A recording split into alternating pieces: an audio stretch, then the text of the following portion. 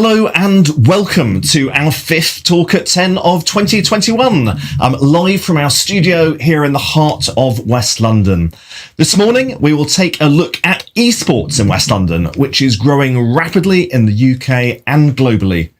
According to UK Interactive Entertainment, at an intersection of technology, creativity, broadcast and entertainment, the esports sector has grown at an annual average rate of 8.5% between 2016 and 2019. Pre-pandemic, it was predicted to break $1.1 billion in total revenue globally in 2020, representing an annual growth rate of 15.7%. And with more people gravitating towards competitive online play during the COVID outbreak and national TV deals already in place, today our expert panel will examine how West London communities are embracing esports and what contribution it makes to economic growth in the sub-region. My panellists today are Bhatia, Senior Designer at HKS Architects, Johanna Bahrain, Head of Business Development at Twickenham Stadium, Chester King, CEO of the British Esports Association, and David Warnes, Deputy Principal at West London College. Throughout the programme, as always, my colleague Rowan will be monitoring your questions, so please keep them coming in both by email and through the YouTube chat window. Don't forget, as always, the West London Business Support Helpline is still there, taking your calls. We've got both the microsite, coronavirus.westlondon.com, that's available, and perhaps most importantly, members of the team, just a phone call away on 020 8607 2500 if you have any queries. Our Talk at 10 webcasts are kindly supported by Better Futures, London's flagship programme to create a clean tech cluster in the capital. So thank you to Better Futures for their support. So let's get down to business. On the programme today, we'll be spanning three themes. First of all, taking a look at the context and esports today. Then we're going to dive into the West London esports landscape. And finally, we're going to look forward at how we can fully capitalise on esports potential. But before we dive into today's first theme, as always, I'd like to put a question to my panel, and that's what it feels like out there on the ground today. My personal sense is it's a bit of a muddle. On the one hand, lots of good news as we hear more friends, family and colleagues getting the vaccination. I'm heading off to Brentford Fountain Leisure Centre this afternoon to get my first vaccination. But then we've also got all the uncertainty coming through of the Indian variant and whether or not we are indeed going to be able to unlock in the summer as was hoped. If I can perhaps turn first of all to you, Chester. What's your take on the mood music out there right now? Yeah, so in esports, we've had an incredible period of growth over the last 12 months, and we're really looking forward to doing live events. So we're quite buzzing in esports. We've actually confirmed our first big live event, which is the 3rd of July. So we're hoping by then all kind of restrictions will be gone. So yeah, from our point of view and from my personal point of view, yeah, we're really excited about the next few months. So yeah, we've been very positive. Really encouraging news there, Chester. 3rd of July, big date in your diary. Dare I ask, do you have a bit of a plan B up your sleeve for if things do change? Well, yeah, I mean, we had, like last year, we had to switch our live. So these are the national schools finals for all schools and colleges playing 3 different types of esports. So last year we just switched for all the finals being online. So we're very lucky being in an industry that's very adaptable to switch from being live to online. But obviously the live atmosphere is very important for the players and for the fans. So we do have a plan B, but we're hoping we won't need to use it again. Yeah, I think we're all with you there. Although more agile than ever before with all the lessons learned of the past year. Johanna, how's it feeling like where you're sat at Twickenham? Yeah, it's feeling really positive, as Chester says as well. Away from esports, we actually have 2 matches this weekend, Friday and Saturday, with fans. which everyone's really, really excited about. So we've got £10,000 tomorrow night and 10,000 on Saturday. And then away from the matches, with regards to events, there's positivity. There's people are wanting to re-engage, reconnect with their employees, with their colleagues, and with their clients. And as much as we've done a lot virtual and a lot digital, we've always remained open as a stadium for various training. So actually, it's feeling positive. It's very much feeling positive, and the team are very excited. That's great news. It'll be great to see the life breathing back into the stadium with 20,000 fans across those two events. So good news for Twickenham and West London there. David, for the college, how's it feeling for you and your students and colleagues at the moment? Yeah, I mean we're inching back to normality. Obviously, we've been open for in-person, face-to-face teaching since the end of lockdown 3, so since March the 8th. So we're now starting to start to feel a bit more normalised, and I think the students are very much appreciative of being back on site and having that face-to-face contact. The next challenge for us now is all of the teacher assessed grades, because most of the exams are cancelled, so we have to go through that process now, which is quite a lengthy and time consuming process to calculate all grades for our students for the summer. So that's taking our time at the moment, and that's quite a complex task. So busy weeks ahead getting the grading right. And I lose track and I have to say, but given the pandemic, I haven't visited you very recently in Hammersmith. I lose track of whether you're having to wear face masks in the classroom or not. What's the current rules there?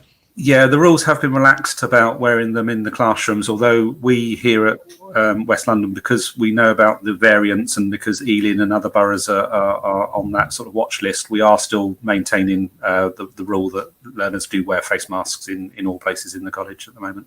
So erring on the side of caution quite sensibly, I guess, until more of us have been vaccinated. And in the world of architecture, HKS Architects, how's it feeling for you and colleagues right now? So kind of two responses to that. One is a lot of our work is with traditional sports and entertainment, so stadiums, arenas, etc. So, reacting to COVID there and behind closed doors initiatives, a lot of that learning there has come from esports in terms of projects we've worked on. So that was an interesting dynamic over the last 12 or 18 months. In regard to our esports projects, bricks and mortar take time to develop, and the kind of pause of events in real time, as Chester mentioned, allowed a lot of people and investors to assess how to spend capital for future projects. So, it was very busy on both ends of the sports and esports spectrum from a built environment standpoint. And, now I think sports is much more open, as we all know, and esports is following suit, just like it's done previously. So it's been a really interesting relationship between both industries, I guess. And I recollect from conversations with colleagues that this has also been a year where at HKS Architects you've been able to reconfigure your own offices and experiment with sort of different footprints and ways of working. How's that been playing out? Absolutely. A lot of the work we do for our clients is trying to predict their scale of staff. So if we can't get our own right, then something's amiss. So we've been kind of testing ourselves as guinea pigs with weekly surveys last year to understand how every person or team wants to work in the future in a flexible format. So we are going through that process currently and have sort of short-term, medium-term, long-term roadmaps to adapt to how our team in London deals with it. But our team in Dallas or Shanghai is going through a different cultural process based on how the pandemic is affecting people in different parts of the world. And your sense at the moment, quite a bit of long-term change in what your working arrangements will be moving forward? Absolutely. I think the built environment as a whole, I moved flat a few months ago, and the housing market and, the desire for an extra office, etc., is changing. So I think the entire kind of investment and strategy towards, the built environment period, whether that's entertainment, events, residential, mixed use, commercial, everyone doesn't have an answer yet. So everyone's sort of exploring new possibilities because of the pandemic and post-pandemic, I guess, as well. I have to say, on the subject of homes and home offices, you've got a fantastic painting behind you there. One of the most impressive we've yet had on the programme. Thank you. It is not virtual. The real thing. Marvelous.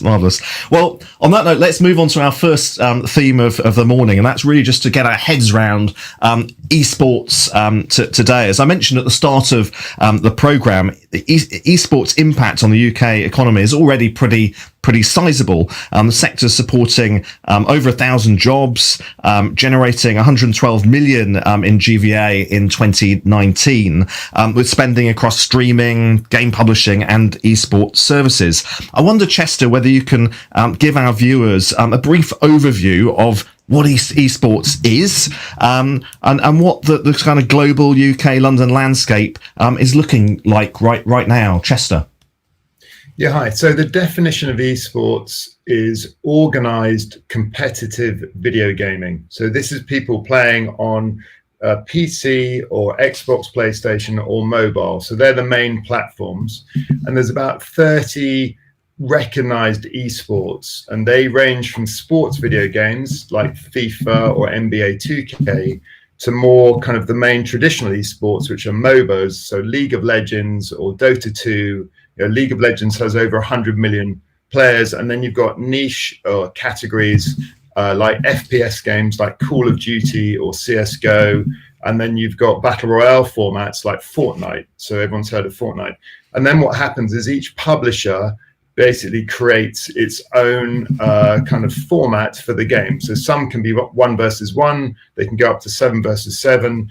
On one of the slides that you'll just see on the top right was an image of Wembley Arena in so top right, that was the biggest esports event that's happened so far in the UK. There were 30,000 people over 3 days, and that was a CSGO tournament. It was an incredible event in Wembley Arena. But what also is happening is, and as these images show, you've got esports centres and clubs. There's arenas called Belong, and then in classrooms, which I know we're going to talk about probably with David later, about what's been happening just in esports education as well. So of the spread of revenue in the UK, you've got people playing games online and live, you've got education, and then you've got, obviously the sector of actually people doing it either at home or at venues. So really quite a diversity of activity there, and an extraordinary figure you just shared of 30,000 attending Wembley Arena for the largest event today, and perhaps something we should be very proud of that West London was host to that. Something we need to be shouting about a bit more loudly. Now, if I can bring in Chi, looking internationally and in London too. How do you feel that designers have been affected by the rise in esports? Has this created a new business opportunity for HKS and others in the sector? Absolutely, Andrew. So the way we kind of define our look at esports and gaming is that it fits under our venues team, let's say. And for venues, that's where people gather, sports, performance, you name it. And for us, we've been kind of calling it more immersive venues and sort of digital venues as well, where esports for us is just one type of event that has to allow the operational calendar to kind of provide a comfortable ROI from an investment standpoint. The best analogy I'll give you before I directly answer the question is, an NFL stadium might have 8 to 10 home games, but it's not built just for that purpose. It's built to have events across 365. And therefore that mindset to investment in any sort of esports space, whether it's community gathering or tournaments or arenas for teams, production studios, etc., requires the flexibility aspect to it. So we've seen a definite rise in kind of this hybrid or convergence of different types of events around esports, if that makes sense, and directly tied to esports, as a lot of brands and teams and IP holders are trying to create new ways to take advantage of cheaper rent and lack of big box retailers moving out. So we've been approached over the last 18 months more so on unique investment concepts or teams or leagues trying to grow their brand physically. So it's really been quite hectic, let's say, in absorbing all the requests and inquests because of the pandemic, because people know that we're going to come out of this at the other end, and there is an easier entrance to real estate for these brands and companies who previously haven't really done that before. No, that's really interesting. So disruption bringing with it opportunity for you and your team. I think we might go to the first slide that you're going to share with us sort of over the next 45 minutes, just for you to kind of just describe how things fit together from an HKS Absolutely. perspective. So, like I mentioned, our HKS immersive venues team, let's say, we've kind of reacted to the growth of technology. So the first line, the stakeholders, right? Esports and gaming is the primary conversation here. And our clients or projects or teams or gaming publishers. But in our sports entertainment space, major franchise brands in major sports leagues in the US, UK, Europe, they're trying to grow esports internally. And rights holders as well from the Premier League, etc., and venues as well are trying to bring in esports and gaming in a new way. The third one is neutral venues. So think of these as new ventures or franchise models to enter shopping centers or mixed-use developments that provide neutral content, so they're not attached to a singular brand. They provide content in and around, digital technology and esports. And the last column is, because of our work with Unreal Engine and Epic and visualization, we've also expanded a software as a service arm to tackle the metaverse. So, thinking esports and gaming in a more virtual sense. And underneath that, that's just a range of typologies that I'm sure everyone has heard and seen. The production studio at the bottom, that could be inside a stadium for the sports entertainment stakeholder. But it could also be part of an esports and gaming team. So all these different typologies make it very complex to really pin down, what exactly the bricks and mortar world for esports and gaming is.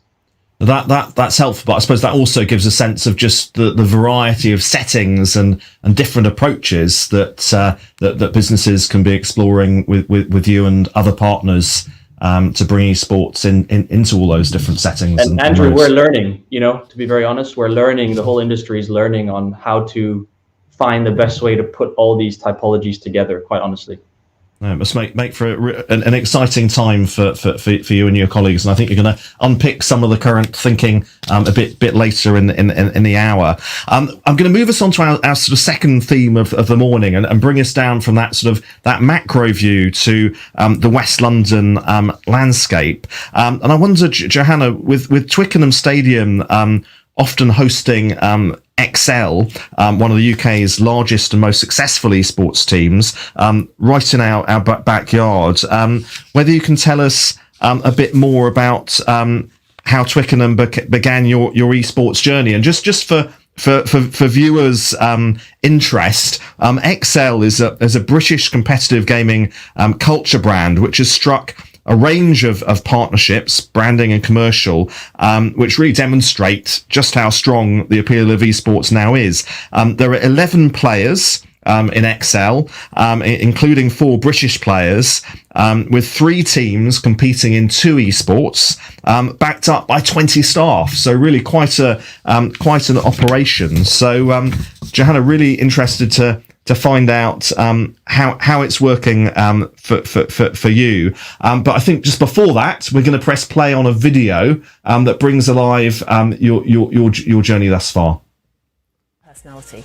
We have everything from your purpose-built state-of-the-art conference centre to an East Stand full of stylish bars and restaurants and lounges. So they are always so surprised at how much we have to offer here at Twickenham and how versatile the space is.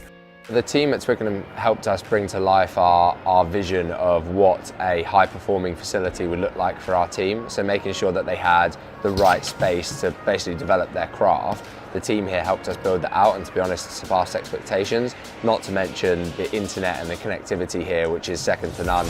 We've spent a lot of time and investment really getting to know what esports is all about. We have an authentic interest in it. We've grown with the community over. When I walk to work, I feel inspired, even approaching the stadium.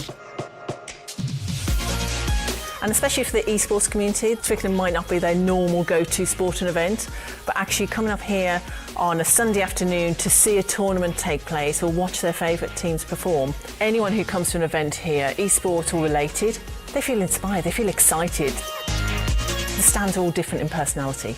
We have everything from your purpose-built state-of-the-art conference centre to an East stand full of stylish bars and restaurants and lounges. So they are always so surprised at how much we have to offer here at Twickenham and how versatile the space is.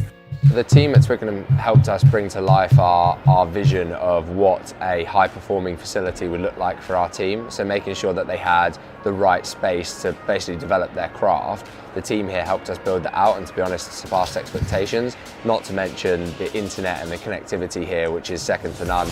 We've spent a lot of time and investment really getting to know what esports is all about. We have an authentic interest in it. We've grown with the community over the last 4 years. We've been accepted into it and they just know that we get it.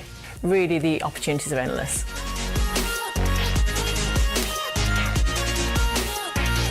Wow, a fantastic video there. Apologies to viewers for a bit of a glitch in the middle. I think you may have seen the video twice, but a video worth seeing twice. And actually, as I live just round the corner from the stadium in Isleworth, it's been making me think that when Excel are back, I need to make a point of getting down to the to the stadium to experience it live. But Johanna, if you can tell us more about how your esports journey began and what it means for Twickenham.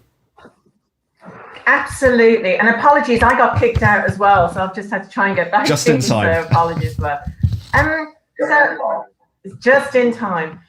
So very much back in 2018, we pitched and were lucky enough to host a series of 2 6-week tournaments, majors for a Rocket League event. And that really put us on everyone's radar that we could do that. It's a broadcast. There was 12 teams staying with us. There was no live audience. So it was 12 teams that were flown in from around the world, a huge crew. And that was a global reach. And that just really put Twickenham Stadium suddenly in this different world and a different forum. So from that, we really enjoyed working with it. It pushed everything we'd done before. And that we then just began working with the esports community on lots of types of events.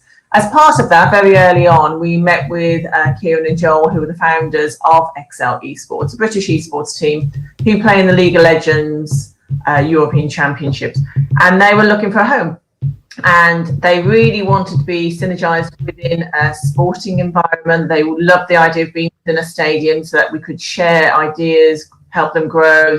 They enlightened us as well about esports. So we very much, they've set up their UK HQ within the stadium, and they have their training facility there. So that's great. The teams are housed in Twickenham, and you know, they've been housed there ever since. So it's been brilliant to watch them grow. And also from then, for the last 3 years, we've held a series of events, tournaments, broadcasts, B2B, B2C exhibitions, community meetups. So it's been really exciting to be part of that. And I mean, I think it's often forgotten just how much space there is beneath the stands of a stadium, and you're really, I think it's fair to say, sweating it to its fullest potential with the esports partnership. We are, sadly, we don't have a roof on our stadium. Cheers. I don't know whether you can help me with that, but we don't have a roof on our stadium. So the esports events we've held have been we have 42 different suites in the stadium. And what we very much invested in prior to the pandemic was our technology. So, you know, we have that 1 gigabit, we have a backup 1 gigabit. So the speed, how people work, and to give you an idea, the Excel team, they practice purely on our Wi-Fi. That's how fast it is. And for us, that's a testament in itself, the technology we had. But as I say, those professional players use our Wi-Fi and are very happy with that. Well, that's important to note. And actually, I think I've also spotted that you've got some co-working space at the stadium now as well. So it sounds like a good space for co-workers. We have. I'm going to. we have a lot of space at the stadium, and just maximising the opportunity. Yep.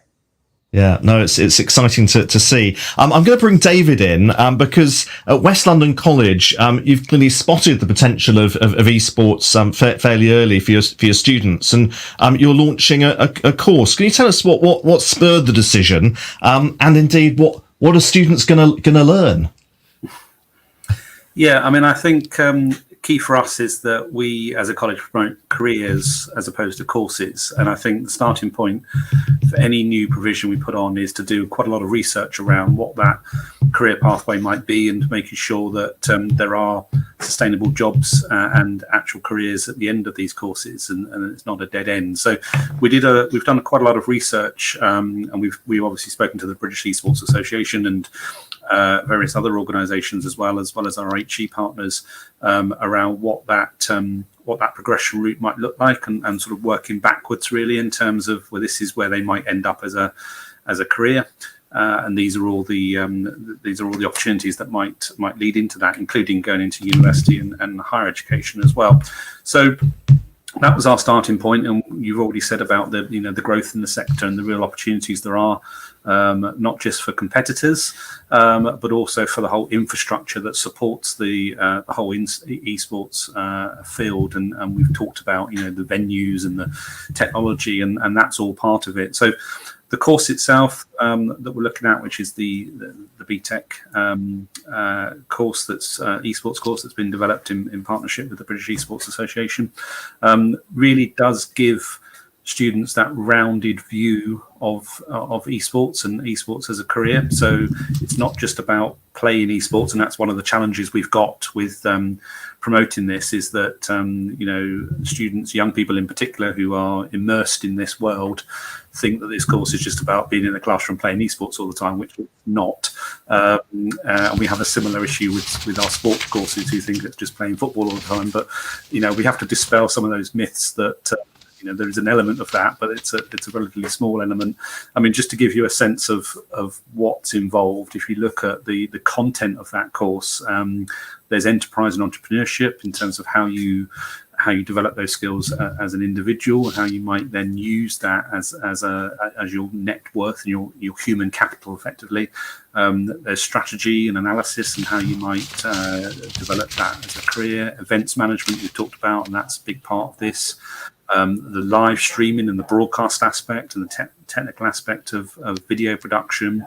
Shoutcasting, the coaching aspect is also important, because like any sport, there are coaches that are involved in this infrastructure as well. Health and well-being is a big part of the program as well, because we know that there are risks attached with this sport around health, mental well-being, safeguarding, online cybersecurity, all of those issues, that this is a big part of it as well. The legal aspects and the legislation, because there are a whole different set of rules and regulations that govern this particular sport, and the networking aspect, and this is a sport that is truly global, and having that ability to network with individuals in Southeast Asia, for example, is a key part of that. So it's one of those courses that really gives a very rounded view of the industry and the sector, and by doing the course you can really go off in lots of different directions, not just the competitive element of it, but also some of the infrastructure and the sort of the backstage aspect of it, if you like, as well. And so all that phenomenal amount of ground that students have got to cover, I suppose, answers how you then arrive at a level 3 BTEC qualification. I think you're telling me earlier it can be done over 1 or 2 years, depending on whether you're doing a foundation or an extended diploma. Is that correct? Yeah, that's right. So those that are familiar with the sort of education world, then BTEC vocational qualifications are often split into smaller chunks. So there are options to do a 1 year, as you say, a foundation diploma at that first year, and then extend that into an extended diploma into the second year. But there are qualifications in their own right. If you're looking to progress to university, then generally it would be the extended diploma that you would need to do, because that gives you the sufficient UCAS points to be able to then progress into the higher degree programs that are on offer at many of the universities these days.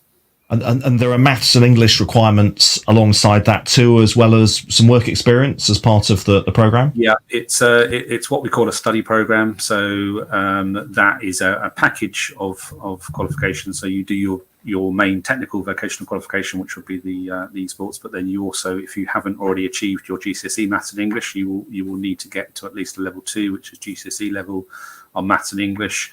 The digital skills will be part of that as well. So those are the sort of 3 key competency skills. And then a work experience placement is also integral to that, so people can actually experience that and feel that. And we've been having discussions with Johanna and esports associations around how we do that with our local infrastructure.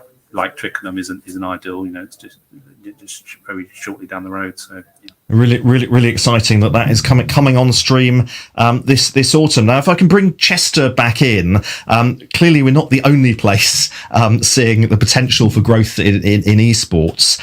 Is your sense that West London has got to play catch up with the likes of Here East and the Olympic Park sort of development, or are we actually still on the front foot here? Yeah, I mean, I think when we spoke earlier, Wembley had a good advantage at the beginning. Quintain were very excited about it. I know, obviously, when the pandemic hit, it did have an impact. We would have liked to push more business to Wembley Arena, but obviously it was pretty full. Last year, we ran the largest esports event in the UK, which was the London Royal Ravens, which I'm involved with, which is the Call of Duty franchise for the UK. We ran that at the Copper Box February last year. It brought in 2.5 million into UK PLC. It was a great event, but we, as Johanna said, we need a cover on the bigger events. There's only about 4 or 5 of them a year at that kind of scale. Historically, it's been Birmingham and Wembley Arena and a few events at the O2. So, Wembley would be great. I think obviously we need the space, but I think what is brilliant and what David is doing and what Johanna's doing over at Twickenham, is actually more the bread and butter. The big events only come and go. And as Chi said, if you think of esports like an NFL franchise, that they actually own the rights and the IP. So you don't want to build a lot of big stadiums without the licensing from the publishers. So for example, the London Royal Ravens own the UK rights for competitive gaming in Call of Duty, and that's one of the 30, right? So you might have someone going, I'm going to build a great stadium, but it has to have the licensing. So they've got to be symbiotic. And then I'd just like to say also, I think, with what's happening around the BTEC and the future jobs, I just wanted to echo what David's saying about there is career pathways. And what we're seeing is almost every sporting club, team, organization is starting to add esports.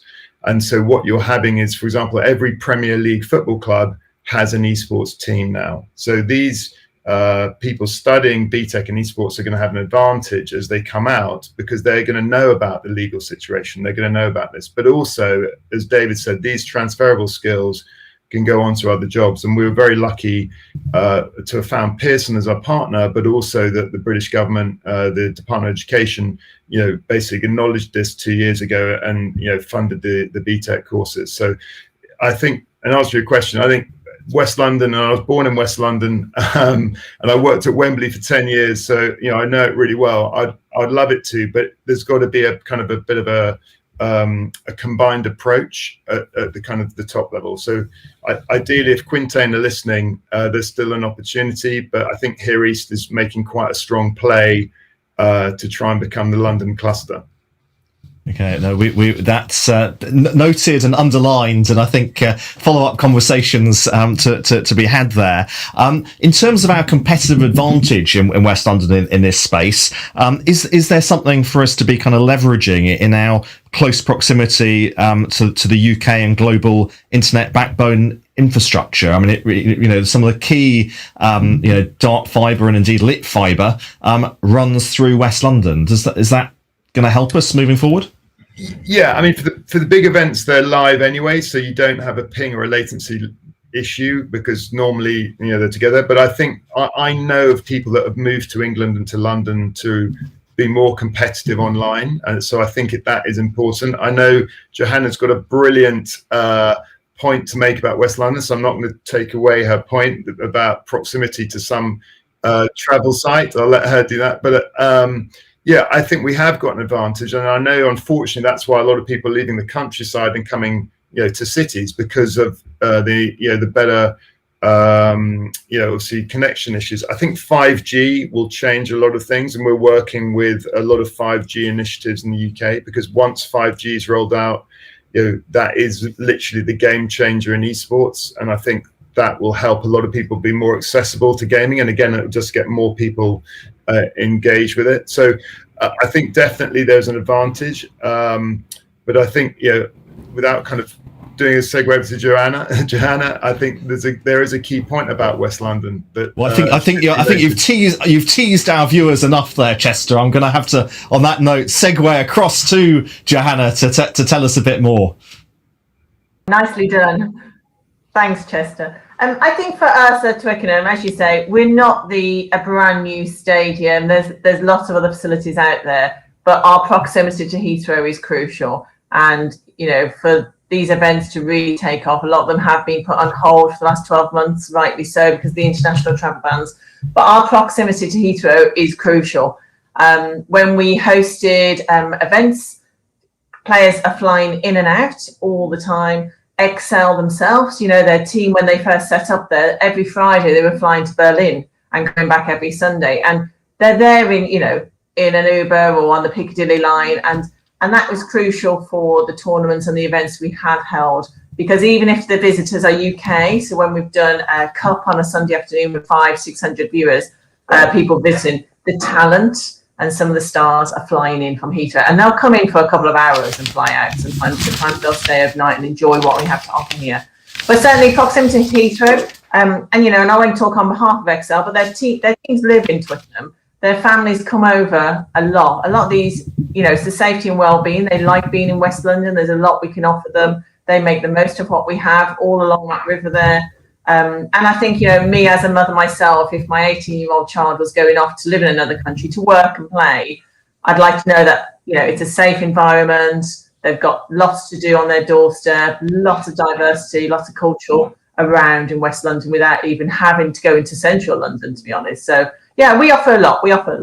And critically there, Heathrow, our UK global gateway, a real competitive advantage for Twickenham, for West London, as esports grows, as well as great internet connectivity. And I mean, picking up briefly on Chester's point on 5G, what is often being played back to us in these 5G conversations is 5G is great, but 5G masts still depend on high bandwidth fiber sitting behind those masts.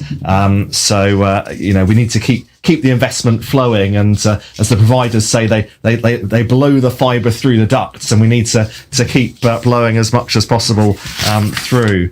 Now I'm going to take us on to our third theme of the morning, and that's really how we kind of capitalize as much as possible on esports potential moving forward, because clearly it's got opportunity to help drive growth and recovery for West London. We were really struck looking at the international example of, I think it's Katowice or in Poland, where they've become an international destination for esports, hosting the annual Intel Extreme Masters tournament. In 2019, they attracted a total audience of 174,000. And so by way of comparison, the 2019 FIFA under 20 in Poland attracted 377,000. So not a vast difference there in spectator numbers. And of course, as with physical sporting events, esports drives wider spectator demands. Research has suggested that 1/3 of attendees travelled over 200 kilometres to attend. And in 2019, it's reckoned that the IEM generated 24.5 million in advertising revenue for the city. The city council of Katowice voted to continue promoting and co-organising the event in partnership with ESL and Intel, and in fact allocated 12.5 million Polish zlotys to promoting the event over the next 5 years. So really quite a strategic move by that city. So I suppose really interested to sort of learn more. Chester, sort of your take on where we push now moving forward, if we're not to let these opportunities slip through our grasp, both at London as a UK level. What's your take on what more we could be doing? Yeah, I mean, I've been to Katowice a few times. It's an incredible facility. It's 21,000 seater arena, and the mayor of Katowice is a massive gaming fan. So that took a number of years to build up, but they had a dedicated esports space there, which is their thing. And also in their country, they played a particular game called CS:GO, and they had some Polish heroes that were great at that game. So it's a bit like, when Wimbledon happens, if Andy Murray wins, the country then starts playing a lot more tennis. So what is happening for us is there hasn't been, apart from one person in the UK, a guy called Wolfies, who won $1 million, but he came second in an event. We don't have enough heroes yet in the UK, and Excel and Kieran is doing a great job. From that point of view, there are a few London teams, including the London Royal Ravens and London United. But I think we're on this journey, and David's and his what they're doing at a school level, we're all doing that together. We need to create international heroes in our country that people want to aspire to. We're not trying to make everyone play esports because it's part of a balanced life. But I think wearing one of my hats, and I'm a member of the IOC's Esports and Gaming Group, and I'm also vice president of the Global Esports Federation, who announced last week the first ever Global Esports Games are going to be happening in Singapore in December, Istanbul next year, and Riyadh in 23. And this is like the start of the Olympics of esports, called the Global Esports Games. So we're going to be doing national qualifiers as a body in the UK. We're going to be selecting a British and Northern Ireland team to go and compete in this. So everyone tries to kind of judge esports like sport. We're really new in this world, and I think so. We need heroes. We need brands to understand the different nuances of esports. I think we're doing a lot as an association, helping the police force. We're helping the NHS. We've been helping a lot of people get with their mental health. So it's not just about the glitz and the glam. It's actually an amazingly rewarding activity. And for example, we help the Royal Air Force use esports to help combat loneliness for people. So I think there's two things from my point of view to help improve it. Is one, we need heroes because that's important. Two, we need brands and people to understand about the different aspects of esports. So this education piece that David is doing at West London is really important, that it's not just about playing games, it's about the whole thing around it. And then we do need the right facilities. And I think, what she's trying to do, it's not, you can't just have esports on its own.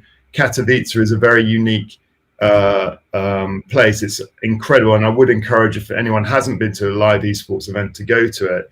And we're just evolving. Everyone's sort of, as I say, it's just going to take a bit of time. But we are on that journey. But as I say, in my last bit, there's got to be a bit more coherence. People need to come together. So it's great that you guys are organising these type of webinars. So, well, I've learned one thing today. Katowice is the correct pronunciation of the town in Poland. I should be ashamed given that I've got Polish roots, but there you go. Well, that's the English version. Yeah, maybe. Yeah. So I think really important points for us to take away from that there around heroes, the need to start to celebrate more of our sort of English players and their successes.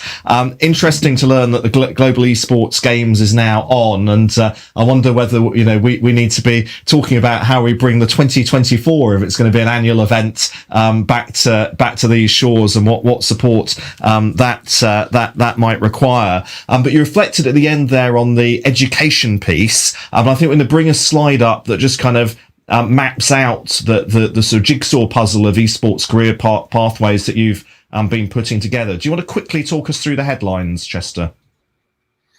Yeah, so this was a slide that we did with Pearson when we met people like David, just explaining this isn't about education, it's about the career pathways. And I think what is important to know that there are a number of skills that are transferable, and there are a number of skills that you need that are specific within the roles of esports. And I think we use esports, or we used to use the term the Trojan horse.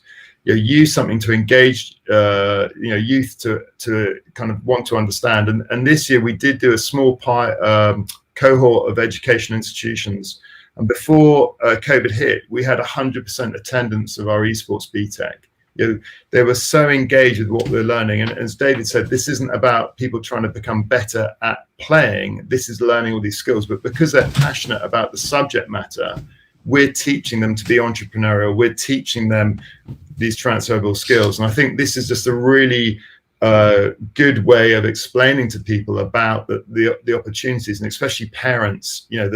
This isn't the kind of the narrow-minded view of kids playing games in the basement.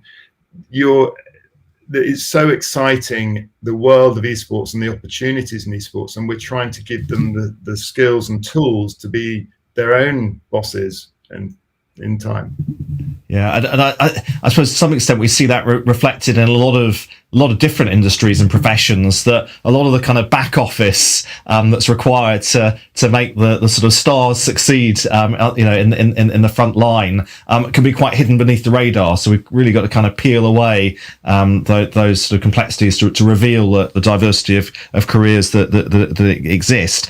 I'm gonna turn now, I think, to Chi, just to give us a flavour perhaps of your take on what the future of the high street could look like with esports in the mix. I mean, there's been an awful lot of discussion around a more experiential offer in our high streets. What's your take on the opportunity there, Chi?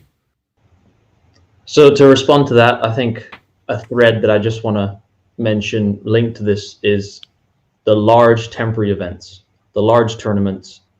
That's often the sticker effect that people get drawn to, but as Chester stated, those are one-off. And if I were to take the white elephant syndrome that Olympic stadiums have created, how do we learn from that? And to be honest, I don't think we have yet as a generation to expect that large-scale event is what creates a culture for esports and gaming. So if that's the end of the kind of spectrum, right, the Olympics or the larger events that need to happen to generate the revenue and the excitement, on the other end, it's where David's coming from and the grassroots growth. And that aspect, I think, feeds into your experiential point. So the best example I can give you, I think, is culture and Disney, right? So Disney is a good example of IP that's been created through generations. Culture linked to esports and gaming, you're a fan of those worlds. You're a fan of the content related to the 20 different games that are very popular. Those games people play for generations and work on don't compete. They're still involved in the culture of those games. And it's a bit like wanting to go to Universal Studios to see Harry Potter, wanting to go to Disneyland to see all the characters that have been created in the storyline. So that level of brand connection and cultural change through not just my generation, younger and older, will happen over time. And that will then need more localized cultural connections to this content. And that's where experience comes. And customer experience, as a result of that over time, is how do you then be immersed in those brands? And I think that's now a major change where you don't need a large venue. You don't need something significant. You can attend this on a Wednesday evening with your mates. You can go there to eat and drink on a Saturday. So that's creating the buzz for competitive socializing that, Topgolf or bowling and table tennis is created for a different type of content as well. So that's I'm giving really examples. But no, really helpful and important point. I think we're going to bring up just one more slide that kind of shows the diversity of factors that if you're building out a venue, you might want to be thinking about. Absolutely. So this slide summarizes the main point of venue flexibility. And, the immersive sports one on the top is a bit of a hint to the future for us, but we think traditional sports being experienced in an immersive way is something that we are rolling out with other partners later this year. It's kind of cheeky in the sense of how do you learn from esports and gaming for immersivity and bring that to traditional sports as well, because, they still are the elephant in the room. But more importantly, the cyclical quarterly calendar event, right? How do you sweat your asset 365 and how do you kind of extend IP or ownership, or how do you create a lifestyle brand, right? So esports teams are brands, They want to sell merchandise, sell partners, sell food and beverage. And it's not about esports and gaming then. It's about being associated to a brand. And those could be new brands that are being created currently that give you that flexibility. So I think it's almost the periphery content around esports and gaming that I believe is the future of providing that grassroots platform to then allow those more larger significant events to generate revenue that they're already doing, but importantly, creating that culture over time. Absolutely fascinating. And we've got one more slide where I think we can get a flavour of one of the projects that you've worked on at HKS. Yes, so absolutely. So this is, public and built in Paris and in France. Unfortunately, we can't share a lot of the confidential ones because of the nature of this industry, but this is for an esports team in Paris. They raised, a round of VC investment about 2 years ago.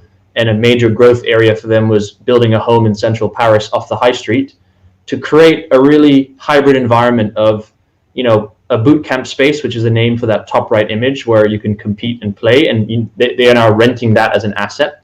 So, younger fans can play in the same room as their fans or their stars, let's say.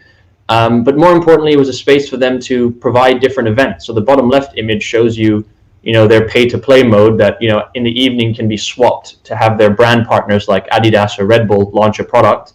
And later that evening, it can become a DJ set for entertainment and music.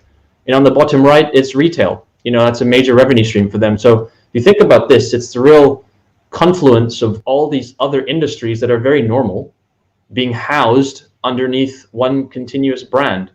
And I think that's been a really good precedent, I think, for a lot of European and UK teams to understand how to scale their brand into real estate in a really cost-effective and efficient way. Just the timing with COVID was very difficult on Vitality. It opened 5 months before the pandemic, but they've done a great job to keep it sustaining. And it's just a nice example of it doesn't always have to be flashy and technology-based. It can be really simple and allow people to interact with each other. Really exciting, and hopefully something we'll see on some West London high streets and town centres before too long. We're getting close to the top of the hour, but we've got time, I'm hoping, for a few viewers' questions. So I'm going to bring in my colleague Rowan to put to the panel some questions from our viewers. Rowan. Yeah, of course. I've got one from Gemma Bates, which was then reiterated by Hytham Daka. Flashpoint Season 2 at Twickenham was one of the first COVID-secure esports tournaments that took place last year in the UK, which reported over 7 million hours of content viewed around the world. Do you think events are ready to proceed on a hybrid basis, streamed and reduced capacity? And what challenges are you facing with tech suppliers to ensure you still deliver that bang in person and online? So I guess that's aimed at Joanna and maybe at Chester as well. Joanna. Okay, thanks, Gemma. Well pointed. We were super excited to host the Flashpoint Season 2 in November and December, when every day we seemed to have been moved into a different tier. I can't remember what the tiers were now because we went through so many of them. So every day we had to completely change everything. We had 50 crew on site for 7 weeks in a COVID bubble. And from a hospitality world, we weren't allowed to interact with our clients. So food was ordered through apps, dropped off at safe points, and it was brilliant to go through there. So it was a really exciting project to work on. I think I put one of the images on one of the slides, actually. That was for a CSGO tournament. To be honest, with hybrid, we've done lots of broadcasts over the last 3-4 years now, just on esports. So hybrid's always been there. And as you say, we're lucky enough that we have invested in a massive fibre line to support this. But to be honest, hybrid events have always been around. We've always streamed sport, traditional or non-traditional, successful. And yes, we all want crowds back. We all want fans. You go to a live esports event and it's phenomenal. And so we all want that back. So yes, we've always been ready. We have been ready for tech. A lot of venues might not have, but we have any sort of sporting stadium. That's our job, is to stream live sports. So again, this is very different, but we did it very well. In a non-sporting event, our corporates over the last 12 months have done a series of virtual, they've escalated from Zoom calls, they've done studio. We have a studio at Twickenham as well. So we have the tech in-house, we have a tech partner in-house, we have the capability. what is important on all of these, when perhaps we come away slightly from esports, I know that's the subject, what corporates are being let down on are platforms to support their hybrid events. And I'll give you an example. If you want to go to, and we've all been invited to them, a virtual exhibition, how do you network? How do you ask the questions? How do you engage with people virtually? So there's a lot of work going on platforms, but with regards to esports, the client measured that and was super happy with the viewership, their sponsors, their partners were happy, the engagement and the feedback. And we didn't have one tech issue in 7 weeks, and that was 24 hours a day. So from their point of view, delivered brilliantly. From the sounds of it, careful planning and attention to detail, and it's been working well. And I have to say, we put that to the test ourselves when we brought the annual awards back in February to Twickenham Stadium, and your infrastructure held up, which was fantastic to experience. Apart from the wind that was outside on that night, Andy. It was a windy evening. We always seem to have challenging weather whenever we come to stadium with the annual awards. Winds. Absolutely. Now I'm going to bring Rowan hopefully back in, but I think we may have a final question, Rowan, around COP26 and the kind of climate change issues that we're discussing. This is more of a question for Chester. This one, what do you think of the environmental impacts of esports in general? Do you think that's a big consideration at play, especially when we're considering potentially 5G data centers and the increased demand on computing and on the environment in that sense?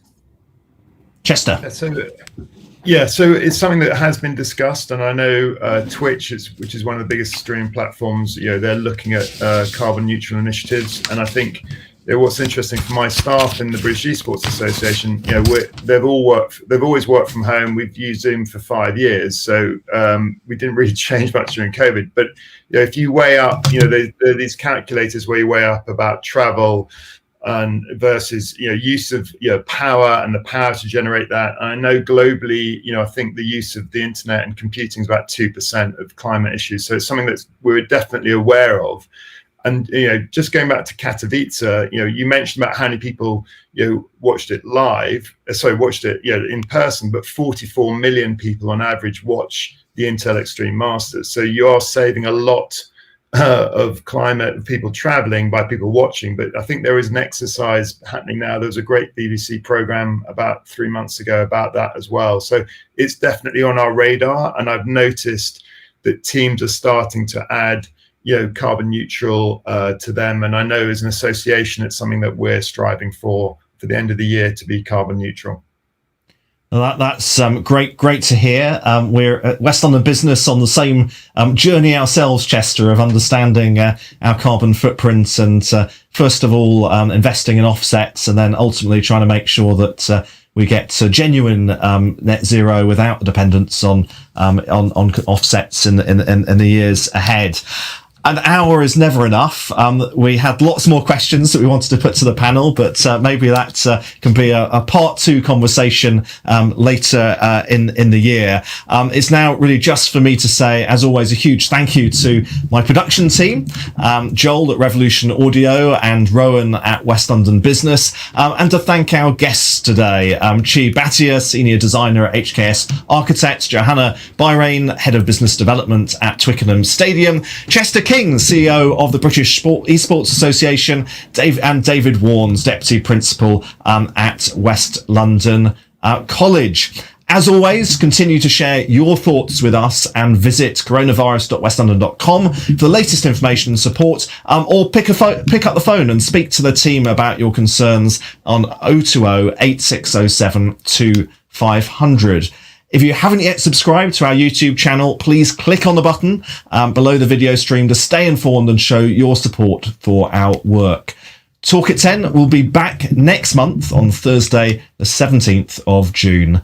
Until then, as always, we wish you, your friends, family and colleagues good health, and please maintain social distancing wherever possible to stay safe.